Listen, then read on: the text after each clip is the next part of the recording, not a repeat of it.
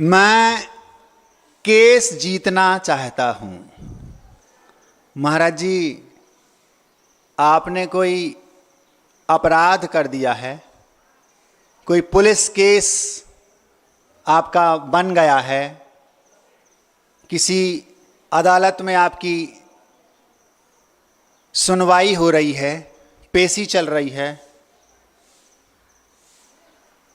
हुआ क्या है, और यदि चल भी रही है तो कौन सी अदालत में? सिविल कोर्ट में अथवा हाई कोर्ट में अथवा सुप्रीम कोर्ट में अथवा विश्व कोर्ट में?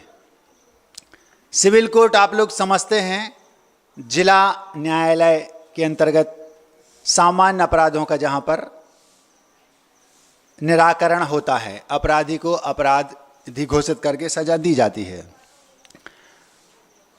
इन 4 न्यायालयों में से किसी भी न्यायालय में मेरी सुनवाई नहीं हो रही। केस मेरा चल रहा है, ये पक्का है। अदालत इन 4 में से कोई नहीं है। मैं केस जीतना चाहता हूं। ये 4 लौकिक अदालतें हैं। इनके अलावा एक और पहले होती थी जिसको भारतीय संस्कृति में, प्राचीन भारत में पंचायती राज के नाम से जाना जाता था। उस समय गांवों में पंचायतें होती थी, पंच होते थे, सरपंच होते थे। वे वहां पर त्वरित जो कोई भी अपराध किसी से हुआ उसकी सुनवाई करते थे और वहां पर उनको फैसले दिए जाते थे। उसमें जो सरपंच और पंच होते थे वे चुनाव के माध्यम से नहीं चुने जाते थे, वे नैतिक मूल्यों के आधार पर उन्हें चुना जाता था। नैतिक मूल्य समझते हो? नैतिक मूल्य वे होते हैं जो एक व्यक्ति के व्यक्तित्व को प्रकाशित करते हैं। एक बहुत अच्छी बात हमें याद आ गई बीच में। नालंदा विश्वविद्यालय का नाम आप लोगों ने सुना होगा। नालंदा, तक्षशिला उस समय ये हुआ करते थे। नैतिक मूल्यों की बात मैं आपको बता रहा हूं। नालंदा विश्वविद्यालय का इतिहास लगभग 800 वर्ष का रहा। मतलब 800 वर्ष तक नालंदा विश्वविद्यालय चला। उस समय उस विश्वविद्यालय में विदेशों के तक विद्यार्थी होते थे। और सबसे बड़ी बात यह है कि 9000 वहां पर क्षमता थी। 9000 स्टूडेंट्स वहां पर पढ़ते थे, विद्यार्थी। 1000 टीचर होते थे जिनको वहां उस समय आचार्य बोला जाता था। विद्यार्थी 9000 और शिक्षक 1000। उसमें वहां पर उन्होंने लिखा, उस नालंदा विश्वविद्यालय की जब अच्छाइयां गिनाई गई तो सबसे बड़ी अच्छाई जो मुझे लगी वो ये कि उसमें उन्होंने कहा कि नालंदा विश्वविद्यालय के 800 वर्ष के पूरे जीवन काल में कभी भी किसी भी विद्यार्थी ने एक भी छोटा सा भी नैतिक अपराध नहीं किया। ये कितनी बड़ी बात है, आप सोचो। ये थी भारतीय शिक्षा पहले। मतलब किसी भी स्टूडेंट ने वहां पर कोई भी एक चेयर भी नहीं तोड़ी, किसी खिड़की का खांच नहीं फोड़ा होगा। ये विद्या उस समय दी जाती थी। ऐसी नैतिक मूल्य उस समय के विद्यार्थियों में हुआ करते थे। जन्म से ये संस्कार उनके अंदर डाले जाते थे। आज के बच्चे स्कूल जाते हैं पिस्तौल ले जाते हैं, और कभी भी उनका मूड ऑफ हो जाता है और 10, 25, 50 बच्चों को वो शूट कर देते हैं। अमेरिका में तो ये हमने सुना है, हर 1-2 महीने में 1-2 स्कूलों में तो ऐसा हो ही जाता है। आप लोगों ने भी सुना होगा। मैं केस जीतना चाहता हूं। आप लोगों का यदि कोई अपराध हो जाता है तो आप लोग, पुलिस आती है, रिपोर्ट होती है, फिर सिविल कोर्ट में जाया जाता है। वहाँ पर आपकी पेशी होती हैं बार बार, और उसके बाद फिर आप न्याय की वहाँ गुहार लगाते हैं। कभी कभी ऐसा होता है कि आपके पक्ष में फैसला नहीं हो पाया तो आप पुनः अपील कर देते हैं उच्च न्यायालय में, जिसको हाई कोर्ट बोलते हैं, प्रादेशिक न्यायालय बोलते हैं। वहाँ भी यदि आपको फैसला हो गया और आपके पक्ष में नहीं आया तो आप सुप्रीम कोर्ट के दरवाजे खटखटाते हैं और वहां पहुंच जाते हैं। किसी कारणवश यदि वहां भी सुप्रीम कोर्ट में भी आपके विरुद्ध फैसला हो गया तो एक और चांस है, आप राष्ट्रपति से जाकर क्षमा याचिका लगाकर उनसे अपील करते हैं कि हमसे अपराध तो हो गया लेकिन क्षमा कर दो। हमारा केस जिस न्यायालय में चल रहा है उस न्यायालय में अपील की कोई गुंजाइश नहीं है। जिस न्यायालय में हमारा केस चल रहा है उस न्यायालय में वकील की कोई गुंजाइश नहीं है। ना वहां अपील होती है, ना वहां वकील हैं, और वहां पर जज भी नहीं होते, वहां पर बिल्डिंग भी नहीं होती। उस न्यायालय में कोई पेन, कागज, कॉपी, कोई लिखित कानून जिसको आप लॉ बोलते हैं, विधि बोलते हैं, अधिनियम बोलते हैं, ये भी उस न्यायालय में नहीं होते जहां मेरा केस चल रहा है। केस चल अवश्य रहा है और मैं जीतना भी चाहता हूं। उस न्यायालय में एक बहुत अच्छी बात यह भी है, आप जिस न्यायालय में न्याय की गुहार करते हैं, चाहे वो सिविल हो, सुप्रीम हो, उच्च हो, अथवा कोई भी हो, विश्व कोर्ट भी एक है। वैश्विक अंतर्राष्ट्रीय मुद्दों पर जहां पर विचार विमर्श होता है, कुछ देश इकट्ठा मिलकर के, उसको विश्व कोर्ट कहते हैं। इन सारे न्यायालयों को लौकिक न्यायालय कहा गया। इन न्यायालयों में मेरा केस नहीं चल रहा है। एक अच्छी बात उस न्यायालय की यह है जिसमें मेरा केस चल रहा है, उसमें रिश्वतखोरी नहीं चलती। आप मनी पावर के माध्यम से अपने फैसले बदलवा लेते हैं सिविल आदि कोर्टों में। कैसे महाराज? मनी पावर क्या? कभी आप वकील को खरीद लेते हैं, कभी आप जो आपका विरोधी है, जिसके साथ केस चल रहा है, उसी को पैसे देकर खरीद लेते। भैया बयान बदल दो, झंझट खत्म हो जाएगा हमारा केस, तुम तो मुंह से बोलो कितने चाहिए। कभी आप जज को भी पैसे के माध्यम से ऊपर नीचे कर लेते हैं, कर सकते हैं। उस न्यायालय में जहां मेरा केस चल रहा है उसमें रिश्वतखोरी नहीं चलती। एक और बात उस न्यायालय की यह है, आप अपने न्यायालय में मनी पावर से फैसले बदलवा लेते हैं। यदि मनी पावर नहीं चलता तो आप माइंड पावर से भी फैसले बदलवा लेते हैं। महाराज जी, माइंड पावर क्या कहलाता है? दिमाग से आप ऐसी चाल चलते हैं कि फैसले बदल जाते हैं। कैसे महाराज? एक फिल्म देखी थी बहुत पहले, कम से कम 25 बरस पहले की बात है। एक व्यक्ति ने एक शीशी में जहर भरा था, उस जहर को किसी व्यक्ति को पिला दिया, वो मर गया। वो मरा तो उसके परिजनों ने केस कर दिया, उस व्यक्ति के ऊपर हत्या का आरोप लगाया गया। वो व्यक्ति पैसे वाला था, उसने वकील से कहा, वकील साहब मुंह से बोलो तुम्हें कितने चाहिए, लेकिन मुझे बचना चाहिए। आप तो मुंह से बोलो कि आपको कितने पैसे चाहिए, आप मुझे बचाइए। मनी पावर का प्रयोग उसने किया। अब वकील ने माइंड पावर का प्रयोग किया। क्या? हत्या उसने की थी, पिलाया था जहर, वो शीशी जज के पास सामने रखी थी। 25 वर्ष पहले इसको हमने देखा था। जज साहब, हमारे जो वकील हैं ये फालतू में समय खराब कर रहे हैं। स्पष्ट है कि इस शीशी में जहर है और इस व्यक्ति ने हमारे क्लाइंट को मारा है, आप इसे फांसी की अथवा उम्र कैद दीजिए। जो वकील था उस पक्ष वाला जिसको उसको बचाना था, वो कहता है, वो लैब में गया उस शीशी को लेकर, साइंटिस्ट जो थे और जो डॉक्टर्स थे उनसे पूछा, मुझे ये बताओ कि भैया ये कितने समय में व्यक्ति को मारती है कम से कम? तो वो बोलते हैं कम से कम 2 घंटा।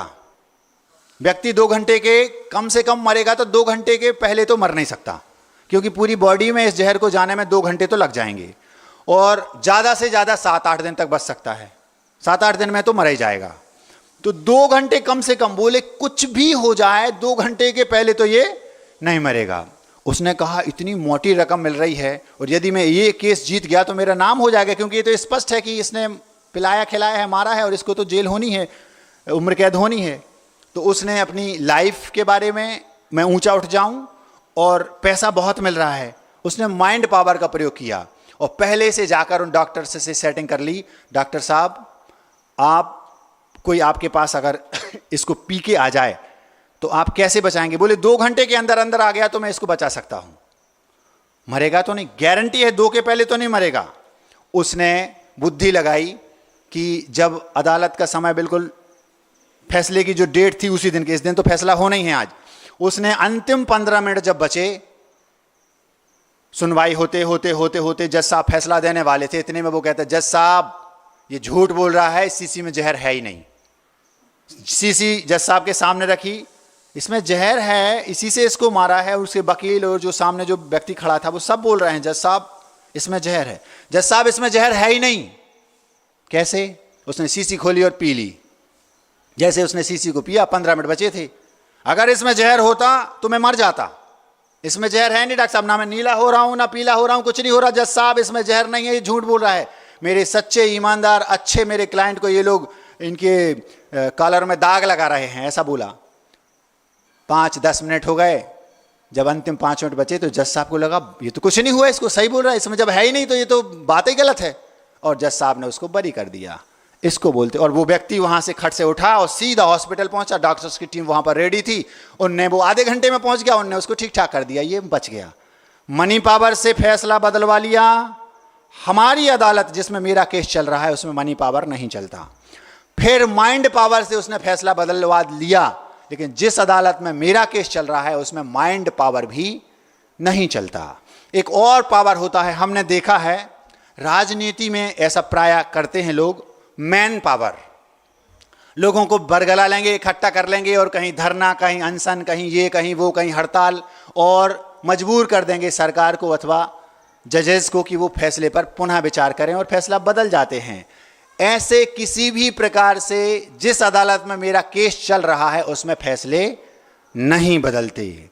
एक और पावर है जिसको बोलते हैं पॉलिटिकल पावर। राजनीतिक दांव पैंच के माध्यम से फैसलों को बदलवाया जाता है, बदले जा रहे हैं। आप लोगों ने अभी अभी सुना होगा 2019 की ये जो MPPSC की परीक्षा थी, उसकी परीक्षा बच्चों ने दी। कई सारे बच्चे आज भी उसके न्याय के लिए गुहार लगा रहे हैं। न्याय चल रहा है लेकिन न्याय में इतनी देर हो रही है, 4 साल होने को है, ना तो उन्हें न्याय मिल रहा है और ना उसके इसको बंद किया जा रहा है। वे बच्चे बेचारे अधर में अटके हैं, उनका जीवन भविष्य गड्ढे में पड़ा है। क्यों? पॉलिटिकल पावर, राजनीतिक समीकरण। अपनी अपनी रोटियां सेकने के चक्कर में, राजनीतिक रोटियां सेकने के चक्कर में हजारों सच्चे ईमानदार अच्छे बुद्धिशाली बुद्धिजीवी बच्चों का भविष्य बिगाड़ा जा रहा है केवल पॉलिटिकल पावर के दम पर। एक जगह हमने पढ़ा था, यदि न्याय विलंब से मिले तो वो अन्याय के बराबर ही है। क्या कहा? न्याय यदि विलंब से मिलता है तो वो अन्याय के बराबर भी है। उन बच्चों को वो जज, जहां पर उन बच्चों का MPPSC का सुनवाई हो रही है हाई कोर्ट में, यदि मान लो 10 साल बाद उनने बच्चों के पक्ष में फैसला दे भी दिया, आज तो राजनीतिक रोटियों के चक्कर में बार बार पॉलिटिकल प्रेशर के कारण वो फैसला नहीं सुना पा रहे हैं और उनकी भी मजबूरी है। वो चाहें तो सुना सकते हैं, वो चाहते हैं कि हम इसको सही सुनाएं और उन्हें मालूम है कि बच्चों के पक्ष में मुझे फैसला देना है, लेकिन वो इसलिए नहीं सुना सकते क्योंकि पॉलिटिकल प्रेशर इतना जबरदस्त है, यदि सुना देंगे तो उनकी जान पर आ जाएगी। महाराज जी, जजों की जान पर भी आ सकती है। 2 महीने पहले की बात है, 2.5 महीने पहले की, आप सबने सुना पढ़ा होगा न्यूज़पेपर में, एक राजनीतिक बड़े पद पर स्थित एक व्यक्ति ने जज से कहा कि सर आप इस फैसले को ऐसा दीजिए। जज ने कहा मैं इस फैसले को ऐसा नहीं दे सकता, आपके पक्ष में नहीं दे सकता, क्योंकि सच्चाई ये है, जो सच्चाई है मैं उस पक्ष में दूंगा। जज साहब देख लीजिए, समझ लीजिए, आपके बच्चे हैं, ऐसा उस राजनेता ने उनसे कहा। आप सब समझ गए होंगे मैं किसकी बात कर रहा हूं। फिर भी वो जज साहब नहीं माने, मैं फैसला उसी पक्ष में दूंगा, तो उन पर चारित्रिक आपराधिक प्रकरण दर्ज करा दिया किसी एक स्त्री के द्वारा। और वो जब जज वहां पहुंचे उस नेता के पास, उससे बोलते हैं भैया ऐसा ऐसा होगा, मुझे बचाओ। तो वो बोलते हैं आप मेरे पक्ष में फैसला दे दो, मैं आपको, वो 2 दिन में आपका केस वापस ले लेगी। ये है राजनीतिक power, money power, political power, mind power और मैन पावर। इन चारों पावरों के माध्यम से सिविल कोर्ट, उच्च न्यायालय अथवा और ऊपर के जिसको आप सुप्रीम कोर्ट भी कह सकते हैं, क्या पता कहां क्या होता है। ये सब आप कर सकते हैं, फैसले बदल सकते हैं, लेकिन जिस अदालत में मेरा केस चल रहा है उसमें कोई पावर काम नहीं करता। ना वहां राजनीतिक पावर चलेगा, ना मनी पावर, ना मैन पावर, और ना ही कोई और जिस प्रकार के अन्य पावर होते हों वे, किसी भी प्रकार के पावर का वहां कोई उपयोग होता ही नहीं। समय से ना मिला न्याय भी अन्याय ही है। 10 बरस बाद आपको न्याय मिल भी गया, वो अन्याय ही है। वे बच्चे जो एमपीपीएससी की परीक्षा दे चुके हैं, पास भी हो चुके हैं, लेकिन उन्हें न्याय नहीं मिल रहा। 10 साल बाद उनके पक्ष में न्याय दे दिया, तब तक उनके साथ अन्याय हो चुका। क्यों? क्योंकि वो अभी अधर में लटके हैं। 1-2 साल बाद वे एक उम्र को पार कर जाएंगे। इस उम्र में वे हैं बच्चे कि अभी उन्हें निर्णय जल्दी लेना है कि किस मार्ग पर जाएं। यदि मान लो वो पीएससी में नहीं जा पाते तो वो व्यापार भी कर सकते हैं, कुछ और कर सकते हैं, लेकिन न्याय 10 साल बाद मिला, तब तक वो अपना नया फैसला ले लेंगे और फिर वो न्याय उनके लिए अन्याय के बराबर ही होगा। बहुत पहले एक फिल्म और देखी थी, 25 वर्ष पहले देखी होगी, उसका नाम मुझे याद आ गया, अंधा कानून उस फिल्म का नाम था। आप दंग रह जाएंगे उस फिल्म में क्या हुआ।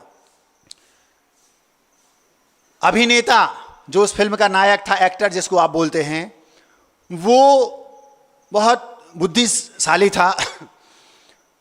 उसके जो विरोधी थे उन 4-5 लोगों ने साजिश रची और साजिश रच करके उस अभिनेता को किसी के मर्डर में फंसा दिया, और जज साहब ने सिविल कोर्ट में उसको ये फैसला दिया कि इसको उम्र कैद दी जाए। उस व्यक्ति को उम्र कैद दी गई, जबकि उस व्यक्ति ने उसको मारा ही नहीं था, और वो व्यक्ति मरा ही नहीं था जिसके मारने के बदले में उसको उम्र कैद मिली थी। 20 बरस की सजा भोगी उसने। किस चक्कर में? इस चक्कर में कि इसने उसको मारा है, जबकि साजिश थी वो मरने का। उसने ढोंग किया और वहां से उसको हटा दिया, चेहरा बदल दिया, जला दिया, मुंह बदल गया। उसको लगा कि ये मर गया, उसको भी लगा कि मैंने इसको मार डाला गलती से, जबकि उसने उसका ना मारने का कोई उद्देश्य था, ना उसने मारा। और ये सामने प्रस्तुत किया गया कि इसने उसको मारा है, और जज ने उसको उम्र कैद दी। 20 बरस तक उसने अपने जीवन के स्वर्णिम दिनों को कैद में सलाखों के पीछे गुजारा, और आखिर 20 बरस बाद जब वो लौट कर आया, ये क्या हुआ? ये अन्याय हुआ, शुद्ध अन्याय हुआ। जिस अदालत में मेरा केस चल रहा है उसमें 100% न्याय होता है। किसी भी बेगुनाह को वहां पर कभी भी सजा दी नहीं जाती। ऐसा फैसला उस अदालत में होता ही नहीं जिसमें मेरा केस चल रहा है। मैं केस जीतना चाहता हूं। क्या हुआ? वो जब लौटकर वापस आया, लौटकर वापस आने के बाद जब उसने देखा, 20 साल गुजार दिए, 20 साल बाद देखा कि जिसे मारने के जुल्म में मुझे उम्र कैद मिली, मैं 20 साल काट के वापस आया हूं, वो व्यक्ति सड़क पर घूम रहा है, क्योंकि वो मरा तो था नहीं। अब उसने क्या किया? उसको पकड़ा और सड़क पर उसकी कार पकड़ी, ठोकना शुरू कर दिया। फिर से मारने वाला था, लोगों ने पकड़ा, पुलिस आ गई, पुलिस ने फिर पकड़ा, और फिर उसी अदालत में, उसी बिल्डिंग में वही जज सामने बैठे, वो व्यक्ति सामने खड़ा, उसके विरोधी वकील, एक और वो खड़ा, एक और ये खड़ा कटघरे में। जज साहब, वही जज साहब 20 वर्ष बाद थोड़े वृद्ध हो गए, वहीं बैठे हैं, और जिसको मारा था 20 साल पहले, जो मारा नहीं था वो सामने खड़ा है, और जिसने मारा था 20 साल की सजा जो भुगत चुका है वो इस साइड खड़ा। सुनवाई हो रही है, होते होते होते पास में पुलिस खड़ी थी। पुलिस की पॉकेट से उस व्यक्ति ने, जिसने 20 साल की सजा भोगी, पिस्टल निकाली और जज के सामने उस व्यक्ति को गोली मार दी। 4-5 बार शूट किया, वो मर गया। जैसे ही वो मरा, जज साहब ने कहा अरेस्ट हिम, इसको पकड़ लो। पुलिस ने उसको पकड़ लिया। वो चिल्ला कर बोलता है, जज साहब 1 मिनट, मुझे आप ये बताइए मुझे क्यों पकड़ा जा रहा है? बोले, तुमने भरी कोर्ट में जज के सामने, मेरी आंखों के सामने एक व्यक्ति को जान से मारा है, और तुम कह रहे हो कि मुझे क्यों पकड़ा जा रहा है? मैंने किसको मारा है? तुमने इस व्यक्ति को सामने मारा। तो जज साहब, मैंने 20 साल पहले किसको मारा था? आप लोग सुन रहे हैं? उसने कहा, अगर मैंने इसको आज मारा है तो फिर मैंने 20 साल पहले किसको मारा था जिसकी मैं सजा काट चुका हूं? या तो मेरे बे 20 साल लौटा दो, और या फिर मैंने इसको आज नहीं मारा। फैसला कीजिए जज साहब, ये अंधा कानून है। ऐसा बोला, तुरंत जज साहब ने सिर नीचा कर लिया, इसे छोड़ दो। क्यों? क्योंकि इसे मारने की सजा वो 20 साल पहले भोग चुका है। ये आज की अदालतों में होता होगा, हुआ भी, लेकिन हमारा केस जिस अदालत में चल रहा है उसमें ऐसा अंधा न्याय नहीं होता। एक और बात उस अदालत में जिसमें मेरा केस चल रहा है, जिसे मैं जीतना चाहता हूं, यह है उसमें फ्रॉड बिल्कुल भी नहीं होता। मानव की यदि हत्या हो जाए तो वर्तमान की अदालतों में मानव हत्या पर अपराधी सिद्ध होगा, उसको सजा दी जाएगी। लेकिन जिस अदालत में मेरा केस चल रहा है उसमें मानव की हत्या पर भी दंड मिलेगा, और उससे कई गुना ज्यादा मानवता की हत्या पर दंड मिलता है। आज की अदालतों में मानव की हत्या पर तो दंड निश्चित किया जाता है, लेकिन मानवता की हत्या पर कोई दंड निर्धारित नहीं होता। महाराज जी, मानवता की हत्या क्या होती है? आप लोग सामने देख रहे हैं। 20 साल पहले आपने फिल्में देखी होंगी, टेलीविजन पर सीरियल्स देखे होंगे, आपने मोबाइल पर, 20 साल पहले तो मोबाइल थे नहीं, आज जो मोबाइल हैं आपके बच्चे जो सब देख रहे हैं, इसमें मानवता की ही तो हत्या हो रही है। क्या नहीं हो रही? क्या ऐसा एक भी प्रोग्राम उन टीवी सीरियल्स पर, उन फिल्मों पर दिखाया जाता है जिन प्रोग्राम से हमारे बच्चों में नैतिक मूल्यों में वृद्धि हो, आपके नैतिक मूल्यों में वृद्धि हो? क्या एक भी प्रोग्राम उन मोबाइल्स पर, उन एंड्रॉयड पर आपने देखा कभी कि जिन पर मानव की हत्या होती? ये तो दिखाया जाता है, लेकिन मानवता की हत्या रुके, मानवता क्या है, एक भी ऐसा सीन आपके यहां सामने आता है?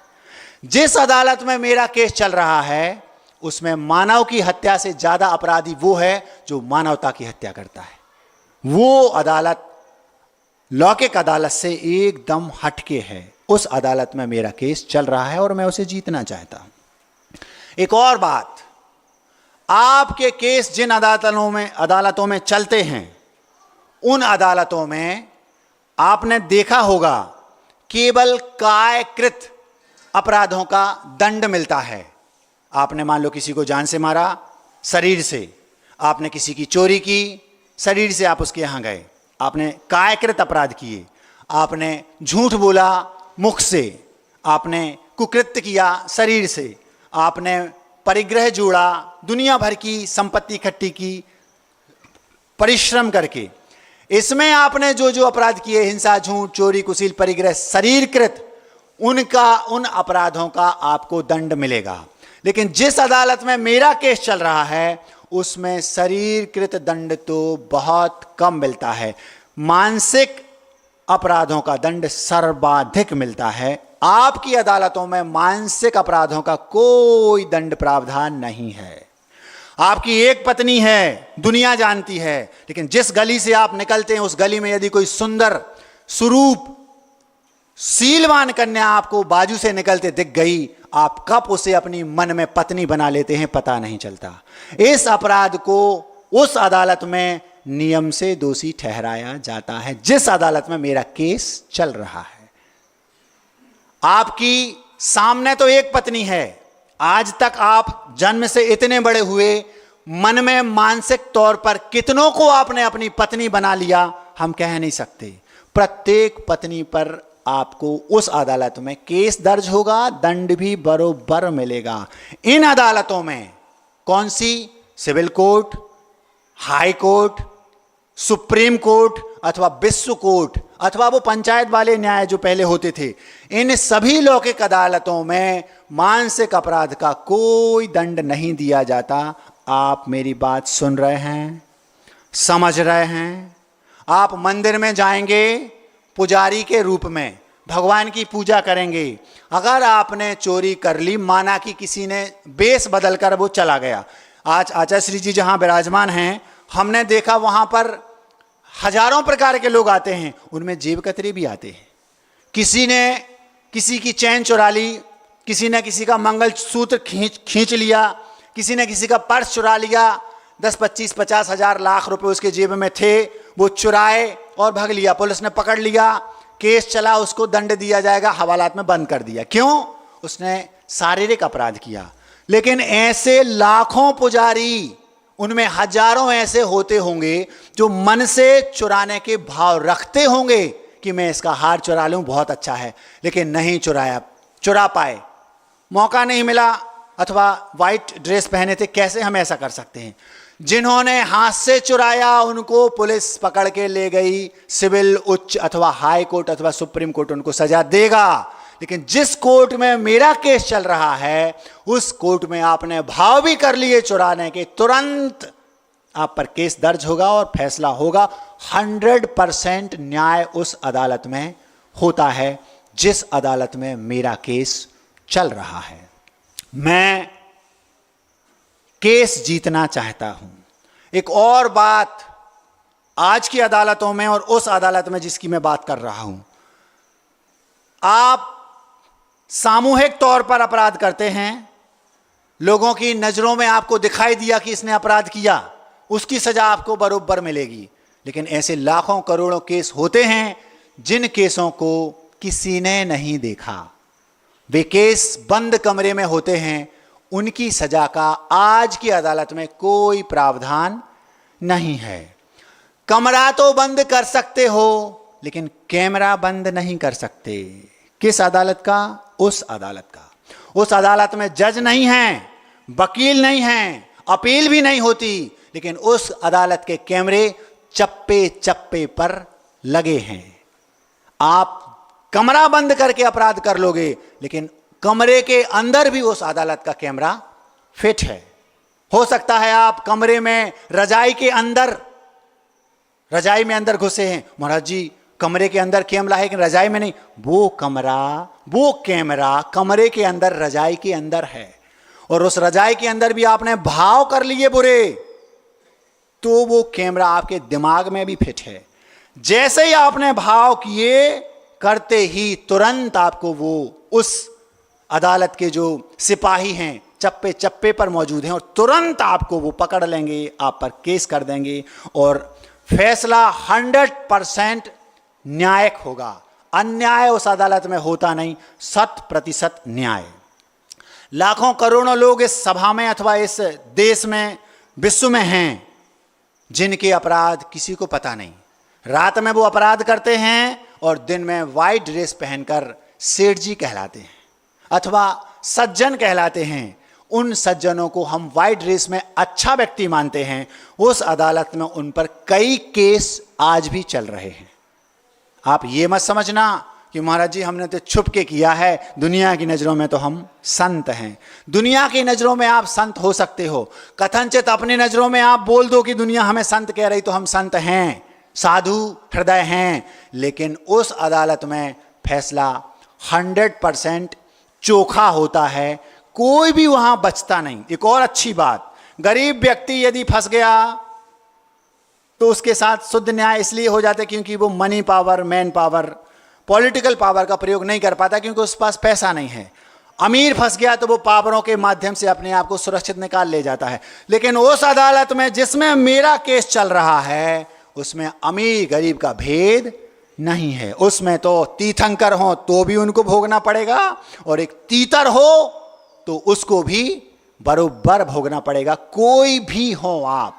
महाराज जी ये आप किस टाइप का विषय आज रख रहे हो और क्यों रख रहे हो? 2-3 दिन पुरानी बात है, एक बालक मेरे पास आया और आकर के उसने गजब का क्वेश्चन पूछा, सुनते ही रोमांच आ गया। मैंने कहा इतना 18-19 वर्ष की उम्र का युवा है, टीनेजर्स था, और क्या गजब का क्वेश्चन पूछता है। हो सकता है स्वाध्यायी हो, उसके माता पिता संस्कारी हो, धर्म से जुड़ा हो। आकर के मुझसे पूछता है महाराज जी एक क्वेश्चन है, क्या मैं पूछूं? हाँ बेटा, मुझे तो क्वेश्चन वाले बच्चे प्रिय हैं, आ जाओ बैठो, पूछो क्या पूछना है। महाराज जी थोड़ा सा हटके क्वेश्चन है। हाँ पूछो। महाराज जी ये क्वेश्चन है, यदि किसी ने किसी की हत्या कर दी, वो बालक देखो कितना माइंडेड था, क्या क्वेश्चन पूछा। आपके दिमाग में ऐसे क्वेश्चन उठने चाहिए। वो पूछता है महाराज जी यदि किसी ने किसी की हत्या कर दी और हत्या करने के बाद यदि पुलिस ने उसको पकड़ लिया, केस दायर कर दिया और अदालत में उसका केस चल भी रहा है और अदालत ने उसको न्याय दिया, सही कहा और उसको अपराधी घोषित करके उसको फांसी की सजा दे दी, माना की, तो महाराज जी इसका न्याय तो हो गया, उसको दंड मिल गया। क्या आपकी अदालत मतलब जो कर्म सिद्धांत है, मेरी अदालत कौन सी समझ गए? मेरी मतलब जिसमें मेरा केस चल रहा है, केवल मेरा नहीं, इस सभा में बैठे प्रत्येक व्यक्ति का केस उस अदालत में चल रहा है। मैं उस केस को जीतना चाहता हूं, यह बात अलग है। आप जीतना नहीं चाहते क्योंकि आपको अभी भरोसा उस पर पूरा नहीं है। जिस व्यक्ति को कर्म सिद्धांत पर 100% भरोसा है, समझ लो कि वो केस जीतना चाहता है। केस तो सबका चल रहा है, कोई भी अछूता नहीं, चाहे वो चींटी, मच्छी, मक्खी, मच्छर आदि भी क्यों ना हो, सबका अकाउंट वहां खुला है, सबका केस चल रहा है, सबके फैसले होते रहते हैं, नए नए अपराध होते रहते हैं। उस बालक ने पूछा, महाराज जी यदि अदालत ने सही फैसला दे दिया, उस व्यक्ति ने जिसने किसी की हत्या कर दी, उसको हत्या का दंड भी दिया, उसको फांसी की सजा दे गई, अब तो कर्म सिद्धांत में उसको सजा नहीं मिलनी चाहिए। मेरा प्रश्न ये है, जिसको अदालत ने सजा दे दी, उसने सजा भोग भी ली, क्या इस अदालत में उस जुर्म का दंड उसको पुनः मिलेगा? कितना गजब का क्वेश्चन था। लड़के की उम्र 18 वर्ष, 80 वर्ष का व्यक्ति के दिमाग में भी ये क्वेश्चन शायद ना आता हो। पुनः पूछता है, महाराज जी यदि उसको दंड मिल गया तो उसको पुनः कर्म सिद्धांत दंड देगा क्या? और यदि दंड उसको उस अदालत में उसने मैन पावर, मनी पावर अथवा पॉलिटिकल पावर अथवा माइंड पावर के बल पर केस को अपने पक्ष में कर लिया और वो छूट गया, तो क्या मिलेगा? तो मुझे तो ऐसा लगता है, वो बोलता है बालक, मुझे तो ऐसा लगता है कि जिसको अदालत ने बरी कर दिया, आपकी अदालत अथवा कर्म सिद्धांत, उसको तो दंड देना चाहिए, लेकिन महाराज जी जिसको यहां की अदालत ने दंड दे दिया, क्या उसको वहां दंड मिलना चाहिए? मैंने पूछा तुम बताओ क्या हो सकता है? बोले महाराज जी वहां तो उसको दंड नहीं मिलना चाहिए, क्योंकि दंड तो एक बार मिलना चाहिए, उसको दे दिया। जिस अदालत में दंड मिल रहा है, उस अदालत में यह तो मिल जाता है कि इसने किन भावों से पाप किया, कितना पाप किया, क्या पाप किया, किन भावों से पाप किया, इसका दंड उस अदालत में मिलता है, इस अदालत में नहीं मिलेगा। दंड यहीं, लेकिन निर्णय होगा वहां मतलब कर्म सिद्धांत की अदालत में। एक और बहुत अच्छी बात है, इसका बहुत अच्छे से मैं खोल रहा हूं, थोड़ी देर में आप सुनते जाइए। इस अदालत में एक और बहुत अच्छी बात है, वो ये बात है कि यदि आपसे अपराध हुआ तो आपको दंड मिलेगा, लेकिन आपने किसी को हत्या कर दी और हत्या के बाद भी आपको पुरस्कार भी मिल सकता है उस अदालत में, लेकिन इस अदालत में ऐसा नहीं होता। महाराज जी ये तो कुछ आउट ऑफ कोर्स बात हो रही, समझ में नहीं आ रहा, हम समझाते हैं। एक व्यक्ति को 2 व्यक्तियों ने मारा, सामने वाला क्या देख रहा है कि 2 मार रहे हैं। जैसे उदाहरण देता हूं, एक गुफा में एक मुनिराज बैठे थे, उस गुफा में बाहर एक जंगली सुअर, बहुत खूंखार होता है जंगली सुअर, ये सामान्य सुअर होते ऐसा नहीं, जंगली सुअर ने देख लिया कि इस गुफा में मुनिराज बैठे हैं और ये गुफा तो शेर की है। जब देखा कि गुफा शेर की है और महाराज अंदर बैठे हैं, अभी शेर आएगा और गुफा में अंदर जाएगा, महाराज को खा लेगा। वो जंगली सुअर सम्यक दृष्टि था, उसको सम्यक दर्शन उत्पन्न हो गया था, वो समझता था कि ये मुनिराज हैं। वो गुफा के बाहर द्वार पर बैठ गया, गुफा के द्वार पर बैठा इस इंतजार में कि शेर आएगा और शेर को मैं रोकूंगा क्योंकि अंदर नहीं जाने देगा, अगर अंदर गया तो महाराज को खा लेगा, महाराज के प्राणांत हो जाएगा। उसके क्या भाव थे? मुझे मुनिराज की रक्षा करनी है। शेर आया, सुअर से बोलता है क्या कर रहा है? मैं आपको अंदर नहीं जाने दूंगा। तुम्हें अपनी औकात पता है? मैं इस जंगल का राजा हूं शेर, और तुम जंगली सुअर मेरा रास्ता रोकोगे? मैं अपने जीते जी तुम्हें अंदर नहीं जाने दूंगा क्योंकि वहां मेरे आराध्य गुरुदेव बैठे हैं। उसने कहा तुम मुझसे पंगा ले रहे हो, जीवन जब तक है तब तक तो मैं नहीं जाने दूंगा। जो सम्यक दृष्टि जीव होते हैं वे धर्म की, धर्मायतनों की रक्षा तब तक करते हैं जब तक उनके प्राण में अंतिम सांस मौजूद रहती है। वे सम्यक दृष्टि जीव जब तक उनके अंतिम श्वास है तब तक धर्म की, धर्मायतनों की, धर्म गुरुओं की रक्षा करेंगे, भले उनके पास पावर ना हो। मैं अपने जीते जी तो ऐसा नहीं होने दूंगा। सम्यक दृष्टि था, अड़ गया, शेर से लड़ पड़ा। तीसरा व्यक्ति ऊपर, दूर ऊपर चोटी पर देख रहा है, दोनों लड़ रहे हैं। लड़ते लड़ते इतना घमासान युद्ध हुआ, दोनों मर गए। आज की अदालत होती, दोनों ने बराबर अपराध किया, एक दूसरे को दोनों ने मारा, क्या होता? आज की अदालत, चाहे वो सिविल हो, चाहे उच्च हो, चाहे हाई कोर्ट हो, चाहे वो सुप्रीम कोर्ट हो, चाहे विश्व कोर्ट हो, सारी अदालतें इन जुर्म पर उन दोनों को सजा देती 100%, सही न्याय करती, क्योंकि उनको स्पष्ट दिख रहा है दोनों ने एक दूसरे को मारा। नहीं मरते अगर तो, और दोनों मर गए तो दंड तो उन्हें मिल गया। मान लो वो दोनों नहीं भी मरते, पुलिस आती, दोनों लड़ रहे, पकड़ती, केस दर्ज कर देती, अदालत में केस चलता, दोनों को दंड मिलता, 2 साल की, 5 साल की, अथवा 1000, 10, 25, 50,000 जुर्माना मिलता। इस अदालत में अपराध का दंड तो मिलता है, लेकिन अच्छाई का पुरस्कार नहीं मिलता। उस अदालत में दंड भी बरोबर मिलेगा और पुरस्कार भी बरोबर मिले। क्या पुरस्कार महाराज जी? शेर जिसने सुअर को मारा, महाराज को खाने के जिसके भाव थे, मरा, नरक गया। वो सुअर जिसने शेर को मारा, महाराज के बचाने के भाव थे, स्वर्ग गया, स्वर्ग। ये है सही न्याय। इंटेंशन आपका क्या है? सामने वाले को मारने के पीछे क्या उद्देश्य है? इस वर्तमान में जो कैदी कैद खाने में बंद हैं, सुधार गृह जिसका नाम है, हमने सुना है 25 से 30% कैदी वहां ऐसे होते हैं जो कैदी अपराध को समझते ही नहीं, वो जानते नहीं कि अपराध क्या है, और उन्हें अपराध के जुर्म में अंदर किया गया। कई कैदी ऐसे हैं, इतने सज्जन हैं बेचारे, हम लोग कई बार जेलों में गए। महाराज जी आप जेल में गए? हाँ, जेल में किसी जुर्म में नहीं, प्रवचन देने आदि। कई बार आचार्य जी के साथ गए। एक बार हम लोग छतरपुर में 5 महाराज जी गए थे, तो हम जेल तो जाते हैं, लेकिन वैसे नहीं जाते जैसे लोग जाते हैं। हमारा जेल जाने का उद्देश्य दूसरा होता है। 25 से 30% कैदी वहां ऐसे होते हैं जो फंस गए हैं, लेकिन मजबूरी, मैन पावर, पॉलिटिकल पावर आदि आदि किसी साजिश के थ्रू उन्हें फंसाया गया, और वो बेचारे फंस गए और उन्हें जेल में सजा भुगतनी पड़ रही है, उस जैसी जो 20 वर्ष तक कैद खाने में होके आया। परिणाम और लिखा क्या है उस अदालत में? जो अदालत में जज साहब जो फैसला देते हैं, वहां पर उन्होंने उनकी पहली पंक्ति में लिखा है 100 निरपराध, 100 अपराधी छूट जाएं। पंक्ति क्या लिखी है? कॉन्स्टिट्यूशन में ये लिखा है, ये धारा जो बनाते ना, उसमें वहां पर ये नियम है, सिद्धांत है, चाहे 100 अपराधी छूट जाएं, लेकिन एक निरपराध को सजा नहीं होनी चाहिए। ये वहां का सिद्धांत है, लेकिन फिर भी 20-25% कैदी वहां पर निरपराध हैं, लेकिन किसी साजिश का शिकार होकर वहां फंस गए। जिस अदालत में मेरा केस चल रहा है, जिसे मैं जीतना चाहता हूं, उस अदालत में एक भी निरपराध को सजा नहीं हो सकती, एक भी अपराधी बच नहीं सकता। वो बालक जब मुझसे पूछा आके, महाराज जी क्या होता है उसका, जिसको यहां तो सजा मिल गई, वहां क्या होगा, क्या मिलेगी?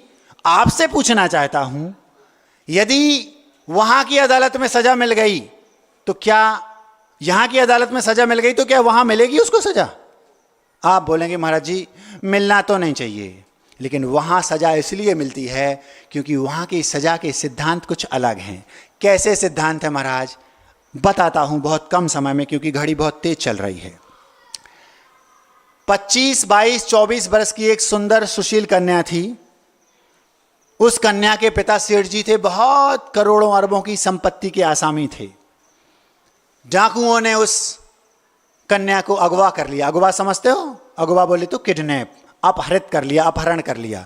और ऐसा करने के बाद वे उसे एक जंगल में ले गए, बियाबान सुनसान जंगल में, और जंगल में ले जाने के बाद उसको एक वृक्ष से बांध दिया और पत्र लिखा उसके पिता को, आपकी कन्या, आपकी पुत्री को हम अगवा करके लाए हैं, इतने इतने पैसे इस नदी के किनारे जो एक दूर मंदिर है इन देवी का, वहां पर इस तारीख को इतने बजे पैसा लेके आ जाना, दूसरे दिन आपकी बिटिया आपके घर में सुरक्षित पहुंच जाएगी। यदि आप उचित समय पर नहीं आए तो तो जीवन में कभी आप अपनी बिटिया का मुख नहीं देख पाएंगे। और यदि आप आ गए, आप भरोसा रखिए आपकी बेटी को खरोंच भी नहीं आएगी। हम आपको जैसे आप उसको अपनी बिटिया मानते हैं, हम अपनी बेटी जैसा मान करके उसका ख्याल रख रहे हैं और रखेंगे। और आप हमारा काम कर दीजिए, हम आपको सकुशल दूसरे दिन आपकी बिटिया को आपके घर पहुंचा देंगे। ऐसा सामान्य जीवन में भी होता है। जब उससे ये कहा, पत्र एक दूसरे व्यक्ति के हाथ से उस पिता के पास पहुंचा दिया। वो बिटिया बियाबान सुनसान निर्जन वन में एक वृक्ष से बंधी हुई है। अब वो पत्र जैसे उस पिता के पास पहुंचा, घबरा गया, पसीना पसीना हो गया। क्या करूं, बेटी को ये लोग उठा के ले गए, डाकू हैं। उसने उस निश्चित तिथि में, तारीख में सारा धन इकट्ठा किया और इकट्ठा करने के बाद उस धन को बैग में भरा और उस स्थान पर पहुंचने वाला था, रास्ते में था। वो सारे डाकू जो बेटी को वृक्ष से बांध करके आए थे, सब वहां पहुंच गए, क्योंकि इतना सारा धन मिलना है, मजा आ जाएगा। वो वहां पहुंचे और वहां पर उस बेटी के पास, जिसको जंगल में बांध दिया था, कोई नहीं था। उसको व्यवस्थित, किसी ने उसको छुआ भी नहीं, किसी डाकू ने, किसी बुरी नजर से, और उसको भोजन व्यवस्थित कराया, उसको बांध के बस आ गए। इतने में 4 सेठों के पुत्र, जो वाइट ड्रेस, वाइट कॉलर वाले थे, अच्छे संपन्न थे, सुशील थे, दिखने में, अंदर से नहीं, दिखने में सुशील थे, वो पिकनिक मनाने के लिए एक नदी के तट पर गए। रास्ता भटक गए लौटते आने में, और इत्तेफाक से उसी वृक्ष के नीचे वो पहुंच गए जहां पर वो बेटी बंधी हुई थी। उसको देखा ही, जैसे ही देखा, इन लोगों के भावों में विकृति आ गई। वहां कौन है? सुनसान है, बियाबान जंगल है, कोई वहां नहीं है, केवल वो बेटी उस वृक्ष से रस्सियों से बंधी है। और वे चारों के 4 बेटे, सेठ पुत्र, उम्र होगी 20-22 बरस, वहां खड़े। उस बेटी को देखते ही उनके भावों में विकृति आ गई। वो बेटी समझ गई, बिटिया समझ गई, कन्या थी जो सेठ की, सुशील थी, सुंदर थी। वो बोलती है, मुझे छोड़ दो, मैं शीलवान स्त्री हूं, मैं उन पुत्री की, सेठ की पुत्री हूं, मेरे साथ कोई दुर्व्यवहार मत करो। बहुत चिल्लाई, रोई, गाई। वो समझ गई कि इनके क्या भाव है। कोई भी वहां पर नहीं था, लेकिन वो कैमरा वहां था, जो कैमरा मेरी अदालत का है, जिसमें मेरा केस चल रहा है। उन चारों ने उस कन्या के साथ कुकृत्य किया, चारों ने, और उसको जान से मार करके वो लोग भाग गए। किसी ने भी नहीं देखा। वे डाकू वहां पहुंच गए जहां सेठ जी पैसे लेकर आए थे। कोई नहीं था वहां। वे चारों वापस घर चले गए और घर में अपना सामान्य जीवन जीने लगे। आपकी अदालत में उन पर कोई केस दर्ज नहीं होगा। क्यों? होना भी नहीं चाहिए, किसी ने देखा ही नहीं। कोई रिपोर्ट करे, पुलिस पकड़े तो केस दर्ज हो। कुछ भी नहीं हुआ। वे चारों के 4 सेठ पुत्र थे, अपना व्यापार करने लगे। एकदम वाइट ड्रेस रोज पहनते थे, रोज धुलती थी, दिन में 2 बार चेंज करते थे, लेकिन अंदर से काले थे, दरिंदे थे। भावों में उनके महान पाप था, किया भी, महान अपराधी थे, लेकिन किसी अदालत में उनका केस नहीं चला। वे सोचते थे मेरा केस चलेगा ही नहीं, हमने तो कुछ किया ही नहीं, लेकिन उनका केस दर्ज हो गया उस अदालत में, फैसला भी हो गया। सबसे बड़ी अच्छी बात उस अदालत में यह है, तुरंत केस फाइल होता है। कौन करता है? आपने परिणाम विपरीत किए, नेगेटिव वेव्स आपके आत्म प्रदेशों से जुड़ गई, वे जब फल देगी तो नकारात्मक फल देगी। और आपने अच्छे भाव किए, तुरंत नेगेटिव वेव्स, जिसको आप बोलते हैं अपनी भाषा में कर्म परमाणु, हम उसको बोलते हैं कर्म, पौद्गलिक कर्म। वे पॉजिटिव आपके साथ, आपने अच्छा काम किया, तुरंत जुड़ेंगे, और जब वो फल देंगे तो आपका अच्छा होगा। नकारात्मक करेंगे, नेगेटिव मिलेगा, सकारात्मक करेंगे, पॉजिटिव मिलेगा। तुरंत फैसला होता है। वे बच्चे 3-4 माह बाद विदेश यात्रा पर गए धन कमाने के उद्देश्य से। चारों सेठ के बच्चे, जब वे चारों जहाज में बैठकर विदेश गए, 6 महीने में वे माला माल होकर बहुत सारा धन कमाकर वापस लौटे। लौट करके वे जिस रास्ते से घर वापस आ रहे थे, उस रास्ते पर उन्हीं डाकुओं ने, जिन डाकुओं ने उस कन्या को पकड़ा था, उन्हीं डाकुओं ने उस कन्या को, उन 4 सेठ पुत्रों को पकड़ लिया और उसी वृक्ष के नीचे, उसी जंगल में वो गए और उसी वृक्ष से, उसी रस्सी से, जिस रस्सी से उस कन्या को उस समय बांधा था, लगभग 1-1.5 वर्ष पहले जिस कन्या के साथ इन लोगों ने कुकृत्य किया था, जिसका मर्डर किया था, भाग गए थे, उसी स्थान पर, उसी वृक्ष पर उन सभी डाकुओं ने उनका सारा धन लूटा और लूट कर भी उसी वृक्ष से उन चारों को बांध करके भाग गए। कौन भाग गए? डाकू। कौन बंधा है? बेचारों सेठ पुत्र। अब वो जो कन्या थी, जो सेठ की पुत्री थी, कर्म सिद्धांत का देखो न्याय कितना जबरदस्त होता है। इस कैमरे से वो बच गए, भले पुलिस के कैमरे से, लेकिन उस कैमरे से नहीं बचे। उसमें वो पकड़े गए और फैसला क्या हुआ आप दंग रह जाएंगे सुनकर। वो जो कन्या थी मर गई क्योंकि हत्या कर दी थी। उसी वृक्ष पर वो कन्या व्यंतरी हुई। व्यंतरी समझते हो?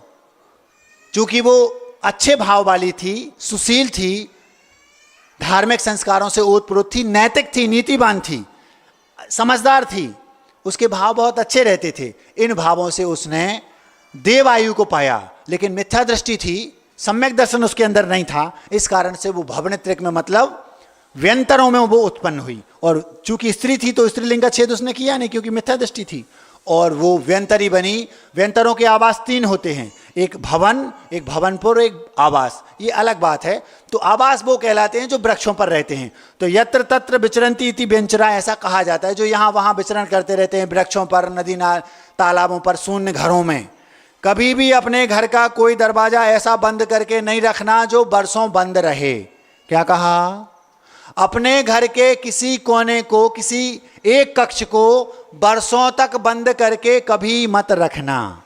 ऐसे स्थानों पर व्यंतर आदि का आवास हो जाता है, ऐसे ही वृक्षों पर हो जाता है। तो वो कन्या मर करके व्यंतरी हुई और उसके भवन और भवनपुर तो अन्यत्र थे, लेकिन आवास नाम का जो एक उसका तीसरा स्थान था वो उस वृक्ष पर थी। जैसे ही वो चारों उस वृक्ष पर बंधे थे, उसने उसी कन्या का रूप रखा और आकर के नीचे खड़ी हो गई। जब उन चारों ने देखा इसको तो मैंने मार डाला था और ये आकर यहां कहां आ गई, पसीना पसीना हो गए। ये न्याय था उस अदालत का जिसमें मेरा केस चल रहा है और मैं जिस केस को मैं जीतना चाहता हूं। जब उस कन्या को उनने देखा, पसीना पसीना हो गए। ये क्या हुआ? ये अन्न, इसको तो मैंने मार डाला था, ये कहां से आ गई? व्यंतरों में अथवा देवों में विक्रिया करने की सामर्थ्य होती है। विक्रिया के माध्यम से उसने उस कन्या का रूप बनाया उसी ने, और आकर हंसने लगी। चारों ओर उसने घूमी और चारों से पूछती है, इस रस्सी को समझते हो? हाँ, ये वही रस्सी है जिस रस्सी से तुमने मुझे बांधा था या मैं बंधी थी। इस वृक्ष को समझते हो? ये वही वृक्ष है जिस वृक्ष पर मैं बंधी थी। आज परिस्थितियां बिल्कुल बदल गईं। उस दिन मैं इस रस्सी से इस वृक्ष पर बंधी थी, आप लोग बाहर खड़े थे। आज आप बंधे हैं उसी वृक्ष से, उसी रस्सी से। आज मैं बाहर खड़ी हूं। ये है उस अदालत का न्याय। उसने कई सारे बिच्छू बनाए। अब वो गिड़गिड़ा रहे चारों, मुझे छोड़ दो, मैं गलती हो गई, हमें अपराध क्षमा कर दो। वो कहती है, उस दिन को याद करो जिस दिन मैं तुमसे बोलती थी मुझे छोड़ दो, मेरा कोई अपराध नहीं है, लेकिन आपने एक नहीं सुनी मेरी, और आज परिस्थितियां ये हैं। इस अदालत में, आपकी जो अदालतें हैं, इस टाइप का न्याय वहां नहीं होता। लेकिन जिस अदालत में मेरा केस चल रहा है उसमें प्रायः इसी टाइप के न्याय होते हैं। वहां पर उस कन्या ने, उन चारों ने बार बार कहा मुझे छोड़ दो, मुझे छोड़ दो, लेकिन वो बोली क्या तुमने मुझे छोड़ा था? और उसने हजारों बिच्छू विक्रिया से बनाए, उन चारों के ऊपर छोड़ दिए। चारों के ऊपर जब छोड़े, तड़प तड़प के वे चारों मर गए और दुर्गति को गए। अभी न्याय पूरा नहीं हुआ, अभी तो केवल बाहरी न्याय दिख रहा है। नरकों में हजारों वर्षों तक उन्हें, उन दरिंदों को उस अपराध का दंड उस अदालत ने दिया, मिल रहा है। और जिस व्यंतरी ने उन पर अन्याय जिस पर हुआ था, उस व्यंतरी ने बिच्छू बनाकर उन्हें मार डाला। उस व्यंतरी को पुनः कर्म बंद हुआ, ये आपको समझना है। क्या कहा? आपके साथ किसी ने गलत किया, आप बैर बांध लेते हैं, तुमने मुझे नहीं छोड़ा, मैं तुम्हें नहीं छोड़ूंगी। क्या होगा? कमठ का जीव और पार्श्वनाथ भगवान का 10 बरस तक बैर चला। क्यों? क्योंकि बदले की भावना रखते हैं। हम बदले की भावना तो रखते हैं, हम ये तो कहते हैं तुमने हमारे पिता को मारा था, भले तुमने अदालत में तुम्हें छोड़ दिया अथवा नहीं छोड़ा, सजा देगी, मैं नहीं छोड़ूंगा। अब जिसने अपना बदला ले लिया, कायदे से तो उसको सजा नहीं मिलनी चाहिए, लेकिन कर्म सिद्धांत ये कहता है सजा देने का अधिकार तुम्हें नहीं है। सजा देने का अधिकार तो केवल उस कर्म सिद्धांत को है। वो कहती है, वो अदालत जिसमें मेरा केस चल रहा है, वो कहती है आपके साथ दुनिया कितना बुरा कर ले, लेकिन आप अगर उसका बुरा पुनः करोगे तो आपके साथ पुनः बुरा होगा। क्या कहा? उसने क्या गलत किया? उस कन्या ने, उस व्यंतरी ने क्या गलत किया? कोई गलत नहीं किया महाराज जी, उसके साथ गलत हुआ था, उसने बदला ले लिया, बात बराबर। तुमने 1 लाख लिए, वापस दे दिए, हिसाब बराबर। लेकिन कर्म सिद्धांत में ये नहीं चलता। आप लोग सुन रहे हैं? कर्म सिद्धांत हमेशा ये कहता है उसने गलती की, हम उसको सजा देंगे। जो सजा आपने दी वो सजा है ही नहीं। किसी को मार डालना सजा नहीं है। कितनी देर लगेगी मरने में? 2-5 मिनट में वो मर गया, दूसरी पर्याय ले ली, वहां वो फिर सुखी हो गया। ऐसा नहीं। उसने कहा आपने उन्हें मार डाला बिच्छुओं से, ये सजा यहां की अदालत कथनचित दे सकती है। उसने क्या किया? कर्म सिद्धांत की अदालत में उन्हें नरकों में भेजा। सागरों पर्यंत वे उस कुकृत्य का फल भोगेंगे। लेकिन यदि वो कन्या व्यंतरी बनकर, बहुत बड़ा सिद्धांत है, इसको समझने की जरूरत है। यदि समझ में आ जाएगा, किसी से कभी जीवन में बैर नहीं रखोगे। आपके साथ जिसने गलत किया है उसको कर्म सिद्धांत फल देगा। आपको लगा कि हमने बिच्छुओं से उसको मार डाला, उसको फल मिल गया, ये फल है ही नहीं। इतना छोटा फल मिलता ही नहीं उसको। नरकों में सड़ेगा वो जीवन पर्यंत नहीं, सागरों पर्यंत। लेकिन आपने उसको दंड जो दिया, उसका फल आपको पुनः मिलेगा। ये सिद्धांत जिस दिन आपको समझ में आ जाएगा, बैर करना जीवन भर के लिए छोड़ दोगे।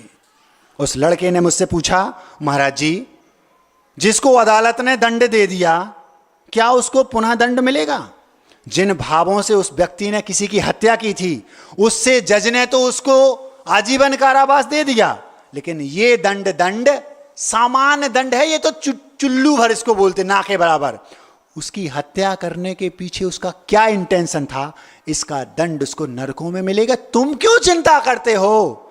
तुम क्यों उस पर दंड देकर स्वयं पुनः पाप कमाओगे और फिर तुम्हें दंड मिलेगा? वो व्यंतरी जिसने उस पर गड़बड़ किया, बिच्छू छोड़े, मार डाला, उसने अपना बदला ले लिया, पुनः कर्म बंधा। अब वो कर्म अगले भाव में पुनः वो निकल के नरक से आएंगे, और ये यहां है, पुनः बैर चलता रहेगा। बैर क्रोध का अचार या मुरब्बा है। हमने हिंदी में दूसरी कक्षा में पढ़ा था। क्या? बैर क्रोध का अचार या मुरब्बा है। जितना अचार अथवा मुरब्बा पुराना होता जाता है, उतना टेस्ट उसका बढ़ता जाता है। आपकी भाषा में टेस्ट और जैनिज्म की भाषा में लैक्टोबैसिलस वायरस, जीव। क्या? आपकी भाषा में जो अचार है ना, मुरब्बा है ना, वो खट्टा हो रहा ना, जो खट्टा हो रहा, महाराज जी टेस्ट बढ़ रहा है। टेस्ट नहीं बढ़ रहा, उसमें वो खट्टेपन के वायरस, जीवाणु बढ़ रहे हैं। हमारे यहाँ 24 घंटे के बाद का अचार खाना अभक्ष है, और आपके यहाँ जितना बढ़ता जाएगा महाराज जी उतना टेस्ट आएगा। जितना पुराना बैर होगा उतना मजा आएगा बदला लेने में। बैर पुराना आपको लग रहा है, लेकिन जो बदला आप जिन भावों से लेंगे, उतना तीव्र कर्म आपको बंधेगा, फिर आपके टेस्ट लेगा वो। समझे? बात समझ में आ रही है? महाराज जी बहुत घुमा के बोली। प्रश्न भी तो उस बच्चे ने घुमा के पूछा था। महाराज जी सीधा सीधा बताओ क्या होगा? ये होगा, चाहे यहाँ की अदालत उसे फैसले में अपराधी घोषित करे अथवा ना करे, वहां की अदालत में तो फैसला हो चुका है, बस समय की देरी है। आपसे मेरा कहना है, छोटा सा बुरा आपका कोई करे, कितना भी बड़ा कर दे, कर्म सिद्धांत पर आपको भरोसा है, कुछ मत कहना, समता रखना, समय जवाब देगा, आपको जवाब देने की जरूरत नहीं है। जिसके मन में ऐसे भाव आ गए, साधुता उसके अंदर आ गई, भले वो सफेद कपड़े ना पहनता हो, उसके भाव सफेद डेफिनेटली हैं, ये पक्का है, फैक्ट है। आपके भाव कैसे होते हैं? आपका किसी ने बुरा किया, आप क्या चाहते हैं? मैं नहीं छोड़ूंगा, हाथ मसलते हमने देखा लोगों को। आप उसे नहीं छोड़ेंगे, माना कि आपका उसने बुरा किया, कर्म आपको नहीं छोड़ेगा। आप ये मत समझना कि किसी ने देखा नहीं, अंधेरे में हमने किया, अंधेरे में पुलिस नहीं देखती, उस अदालत के सिपाही चप्पे चप्पे में मौजूद हैं। प्रश्न का उत्तर मैंने दे दिया, समझ में आया हो तो ठीक, नहीं आया हो तो भी ठीक, क्योंकि हमने समझाया।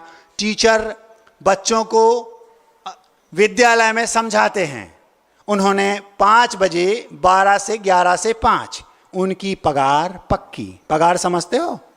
पगार बोले तो सैलरी, वेतन।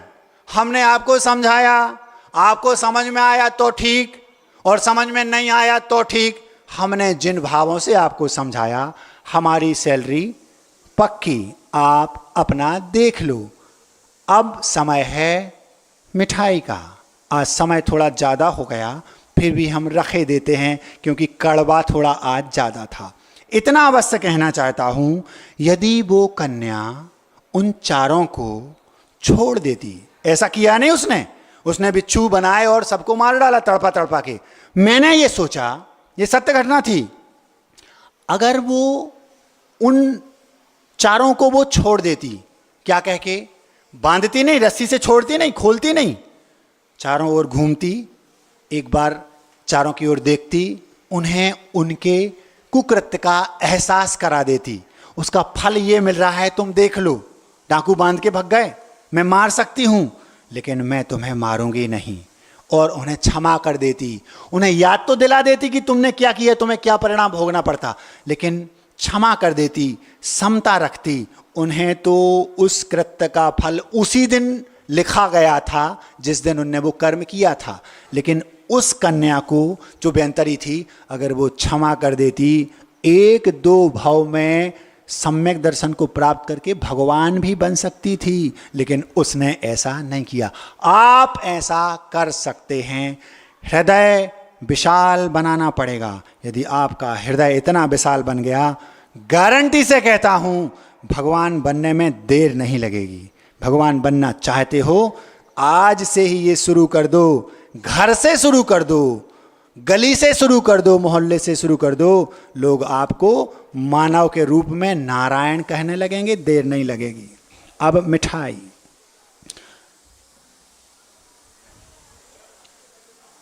आचार्य श्री जी से रिलेटेड ये पंक्तियां हैं जो आपके सामने रख रहा हूं।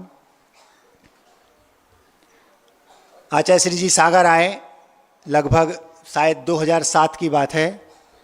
उस समय मंगलाचरण के लिए मुझे बुलाया गया। उस समय मैं, दीक्षा तो हुई नहीं थी, सामान्य लड़का था। क्या पंक्तियां रखी, भाव उस समय के थे, क्योंकि अब तो दीक्षा हो गई है। आचार्य श्री जी मंच पर बैठे थे और मैं मंगलाचरण कर रहा था। वो पंक्तियां एकदम अचानक याद आ गईं। कितना याद रहता है मैं कह नहीं सकता, आपके सामने रख रहा हूं। शीर्षक बनाया, मुझे अपनी चरण रज बना लो गुरुवर।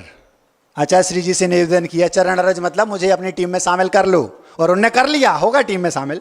लेकिन उस समय भाव थे, आप इस धरा के हो अनुपम खजाने, साक्षात भगवान हो मुनि के बहाने, मुझे भी बहाना बना लो गुरुवर, मुझे अपनी चरण रज बना लो गुरुवर।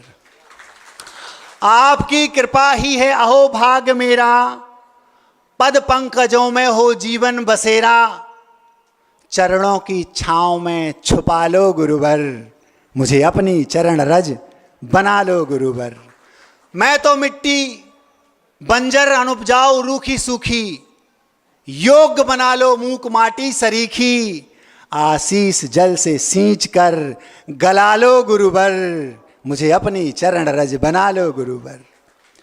विषयों की गहरी नींद में मैं अनादि से सोया, पाया कभी भी कुछ ना हर जन्म मैंने खोया, मुश्किल से पाया आपको गुरुदेव आचार्य श्री जी, मुश्किल से पाया आपको जगा लो गुरुवर। मैं विषयों की गहरी नींद में सोया हूं, मुझे आकर जगा लो, आप मिल गए हो।